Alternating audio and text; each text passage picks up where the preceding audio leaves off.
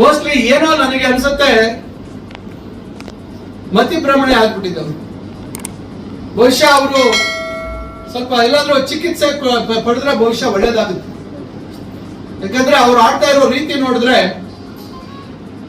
ಜನ ಇವತ್ತು ನಿಮ್ಮ ಡೋಂಗಿ ಮಾತುಗಳನ್ನ ಬದಿಗೊತ್ತಿ ಬೇಜವಾಬ್ದಾರಿ ನಡೆಯನ್ನ ನೋಡಿ ಅವರು ನನಗೆ ಅವಕಾಶ ಮಾಡಿಕೊಟ್ಟಿದ್ದಾರೆ.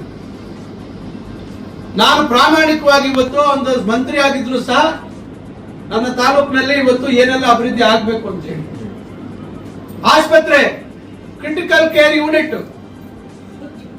ಅಪಘಾತಗಳಾಗುವಂತ ಸಂದರ್ಭದಲ್ಲಿ ತಕ್ಷಣ ಚಿಕಿತ್ಸೆ ಆಗ್ಬೇಕು ಅಂತಕ್ಕಂಥ ವ್ಯವಸ್ಥೆಗೆ 50 ಹಾಸಿಗೆ ಆಸ್ಪತ್ರೆ ಆಗ್ತಾ ಇದೆ.